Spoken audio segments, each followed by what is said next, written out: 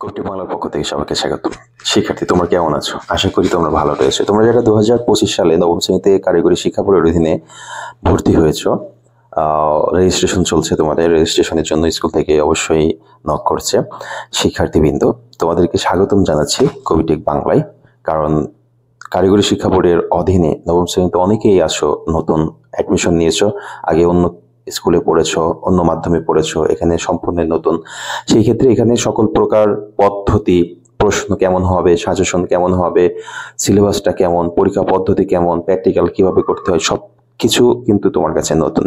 সেই ক্ষেত্রে সবকিছু সকল প্রকার আপডেট, সকল প্রকার ধারণা পাওয়ার জন্য অবশ্যই কবিটেক বাংলার সাথে তোমাকে থাকতে হচ্ছে। কারণ কবিটেক বাংলা কারিগরি শিক্ষা রিলেটেড সকল প্রকার আপডেট সবার আগে দেওয়ার চেষ্টা করে। এক হচ্ছে স্পেশাল সাজেশন দেয়, ক্লাস দেয়, কোর্স দেয়। এছাড়া কবিটেক বাংলার পক্ষে একটি নিজস্ব স্কুল রয়েছে। তোমরা চাইলে সারা বাংলাদেশ থেকে যে কোনো জায়গা থেকে এখনো অ্যাডমিশন নিতে পারো। তোমার ছোট ভাই বোন আত্মীয় স্বজন যারা আছে তাদেরকে ভর্তি করে দিতে পারো। অনলাইনে ক্লাস করে জাস্ট পরীক্ষার টাইমে পরীক্ষা দিয়েই একটা এসএসসি সার্টিফিকেট অর্জন করতে পারবে। আমরা প্রায় 100% পাশের নিশ্চয়তা দিয়ে থাকি, কারণ পরীক্ষার হলগুলো অনেক সহজ করে থাকি, সাজেশন দিয়ে থাকি। এক কথায় সারা বাংলাদেশের যে কোনো প্রান্ত থেকে যে কোনো বয়সের যে কোনো মানুষ অ্যাডমিশন নিতে পারবে। তোমরা একটু এটা তোমাদের আশেপাশে বন্ধু বান্ধব, ভাই ব্রাদার, ছোট বোন, ভাই, আত্মীয় স্বজনকে সবাইকে বলবে। তোমরা যারা অ্যাডমিশন নিয়ে গেছো কোনো সমস্যা নাই। তোমাদের যারা এখন ভর্তি হওয়ার ইচ্ছা রয়েছে, হইতে পারছে না, অথবা যারা ওপেন ইউনিভার্সিটিতে ভর্তি করার চেষ্টা করছে, আমি বলবো ওপেন ইউনিভার্সিটি থেকে এখানে পাশ করার পদ্ধতিটা অনেক সহজ। হ্যাঁ, সেক্ষেত্রে একটু বিবেচনা করে দেখবে কোথায় ভর্তি হওয়া যায়। শিক্ষার্থীবৃন্দ, আজকে কথা না বাড়ি একটা বিষয়। তোমরা যারা নবম শ্রেণীতে ভর্তি হচ্ছ, তোমাদের সিলেবাসটা এখনো বুঝে উঠতে পারছো না। বাংলা সিলেবাসটা কেমন সেটা নিয়ে একটু আলোচনা করতে চাচ্ছি। দেখো, বাংলায় তোমাদের গদ্য একটা পাঠ থাকবে, পদ্য একটা পাঠ থাকবে, ব্যাকরণ একটা পাঠ থাকবে, নির্মিতি একটা পাঠ থাকবে, আর সহপাঠ একটা পাঠ থাকবে। হ্যাঁ, নবম শ্রেণীর জন্য যেমন দেখো, তোমার বাংলা একটা বই দেখায়, বাংলা, এটা হচ্ছে বাংলা সাহিত্য। এই বইটা তোমরা নিশ্চয় পেয়েছো।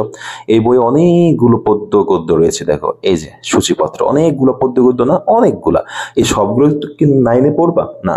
নাইনে কি অর্ধেক পড়বা? না। কোন অর্ধেক পড়বা?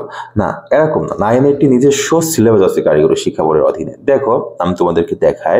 এগুলো হচ্ছে গদ্য, আর এটা হচ্ছে কবিতা বা পদ্য। আমরা যে এই সিলেবাসটা দেখালাম মাত্র, সেখানে দেখো গদ্যতে মাত্র 5টা গদ্য রয়েছে। তুমি 5টা গদ্য জাস্ট পড়বা। যেমন প্রত্যুপকার, শুভা, উপেক্ষিত শক্তির উদ্বোধন, তারপরে মমতাদি, আমাদের নতুন গৌরব গাথা। এই যে আমি তোমার দেখাই, এই এই এই সিরিয়ালগুলোই এখানে তোমাকে আমি দেখাইতেছি। এই যে প্রত্যুপকার প্রথমটা, শুভা, তারপরে দেখো আমরা যদি আসি একটু নিচে, এই যে উপেক্ষিত শক্তির উদ্বোধন, তারপরে দেখো এই যে মমতাদি, তারপর আরো রয়েছে। হ্যাঁ, আমরা যেটা একটু আগে বললাম যে আমাদের আরেকটা দেখে আসলাম, দেখি আরেকটা কোনটা দেখলাম, আরেকটা দেখলাম আমাদের নতুন গৌরব গাথা। আচ্ছা, এটা সরি, এটা হচ্ছে এই অধ্যায়টাও তোমাদের আছে, তোমাদের বইতে দেখবো ওই অধ্যায়টাও আছে। হ্যাঁ, এটা আমি অবশ্য আগের একটি বই দেখাচ্ছি, সমস্যা নাই। হ্যাঁ, একই রকম ভাবে তোমাদের পদ্য, প্রাণ, জীবন বিনিময়, যাবো আমি তোমার দেশে, এই জিনিসগুলো এখানে রয়েছে। দেখো, তোমাদেরকে দেখায়, এই যে এখানে সব আছে। এখানে এই যে প্রাণ, তারপরে হচ্ছে আমরা যদি দেখি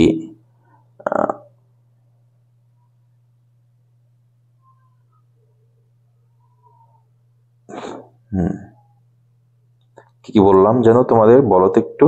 প্রাণ, তারপর হচ্ছে জীবন বিনিময়, বৃষ্টি, রানার, হ্যাঁ, এগুলো সবই আছে এখানে। এই যে জীবন বিনিময়, তারপর হচ্ছে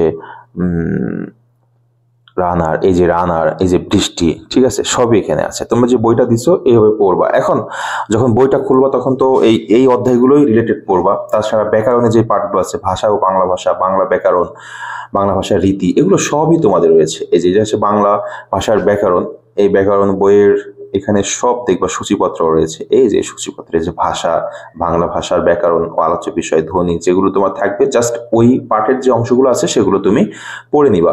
একই রকম ভাবে এখানে সহপাঠ আছে।